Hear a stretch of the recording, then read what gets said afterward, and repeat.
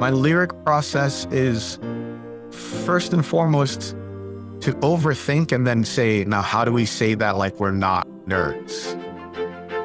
Hey you! Yes, you. Is there music inside of you? We've recruited working musicians from throughout the industry to help you hear it, hold it, and share it with this wild and wonderful world.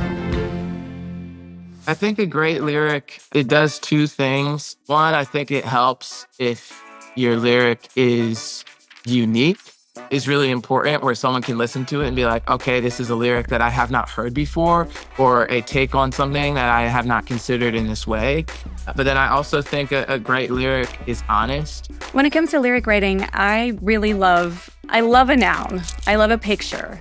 I feel like people really hold on to nouns and they can be really sticky. I like colors and textures and smells, and I like to feel like when you see the title, you can imagine the music video. That being said, you can also write like something that's a little headier, that's a little more just like emotional or internal, and that can also be super, super powerful. So there's not only one way to do it. To make the personal universal is so good.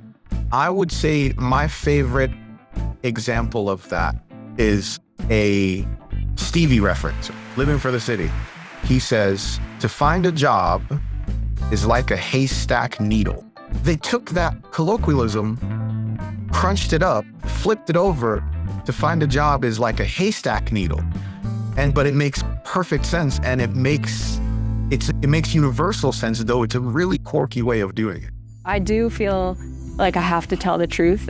So if there's something that feels really resonant, it's really hard not to write about it. And I find it really cathartic and therapeutic to write about what it is that I'm going through, because there's always something I learn about my own inner experience by writing about it.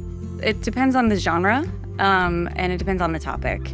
Party time songs, for example, usually are going to be more rhythmic, and you want it to be something that everyone can kind of like pump their fist to and sing along to. And then when it comes to love songs, sad songs, whatever, I think when it's more introspective, I like to have more like emotional detail. Olivia Rodrigo's Driver's License is a great example of a heartbreak song that has like really specific little things, the details of the things that you miss about someone or the things that remind you of someone. When you're talking about heartbreak or something more introspective, it's nice to kind of find the everyday things and think back to a time in your life when you were feeling that way. I try to stay away from being overly cryptic. You can be poetic and vague even, but I think it has to be something that anyone could listen to and be like, I know what that means. There's not an original feeling under the sun. You know, if you felt it, there's billions of other people who have felt that same exact thing. But what does become original is your way of expressing that feeling. How one person says, I love you, is very different than the next person. Experience, sincerity, imagination are what make lyrics great, as far as I'm concerned. I've got to be genuine in the emotion that I'm trying to communicate, if not transmit. I think I know I'm onto something when it strikes a chord in me emotionally, when the song is something I'm excited to share with the world. However, the ultimate test is the 24-hour test, because I've had that feeling, re-listened the next day, and I question what on earth I was thinking to have imagined this being good. But that works on the opposite end. There's been work that I've questioned the entire time. I'm questioning and I'm writing, I'm playing, I'm going back and forth.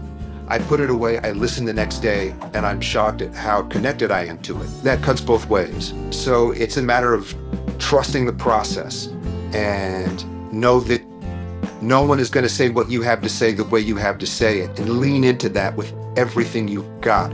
When I'm evaluating a song, the first thing that I'm looking for is authenticity. Most humans can feel when something is not real, and that could be based off of whether a lyric feels real or whether it feels like 3 songwriters got together and tried to write the most poetic thing. I think lyrics are great when they feel like natural poetry, when they feel like you didn't craft them, they just were. I've always felt that life was as much being lived as being inscribed. That recognition means that the song's always being written. It's just whether or not I'm paying attention. I try to be ready and worthy of whatever sound is attempting to come through me. I always use Bob Dylan to Make You Feel My Love as an example, because it doesn't sound like a genius wrote it. It sounds like anybody would just be like, when the rain is blowing in your face and the whole world is on your case, I could offer you a warm embrace to make you feel my... Like, it just feels like a thing that existed, right?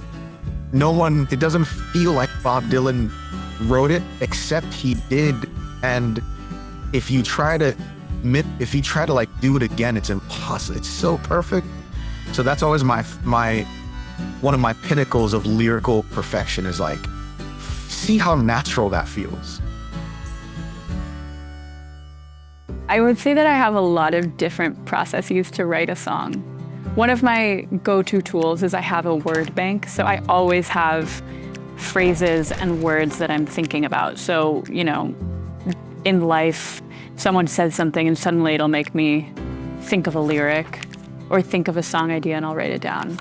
And then when we actually go to the studio and go to sit down and write a song, I have this bank of phrases and ideas and titles. My process is funny because I start with collecting ideas. Whenever I'm on an airplane, I think of it as I'm locked in this little missile shooting across the sky. Nothing else I can do, so I start listening to records and I start writing down thoughts and ideas. I write things in the notes in my phone. I am constantly writing down titles. And there was a moment I remember when I first was really getting in the trenches of the songwriting world where I had an aha moment, and I realized that there were song titles everywhere if you're looking for them. So billboards, the covers of magazines, headlines, listening to people talking in line at the grocery store, eavesdropping, listening to your friends talk about their breakups, whatever it is. And also, like, one title can go so many different ways, if you think about, like, Since You've Been Gone, right? So that's like a female empowerment, like, I'm over you, like sort of like an angry revenge sort of celebratory anthem, right? But it could have been a heartbreaking ballad. It could have been like a party song where it's like, I just want to forget my troubles. Like, there's so many different ways to spin the same title. I have never sat down to try to write a song in my life. I don't go, you know what, I'm going to write a pop hit. I'm going to write a record. It's just always being written, always. That's what makes songwriting so fun and so interesting, is there is no real formula.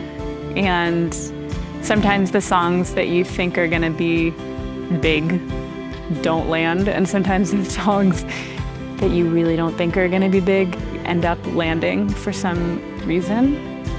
And it's really fun to just make music and then see what happens.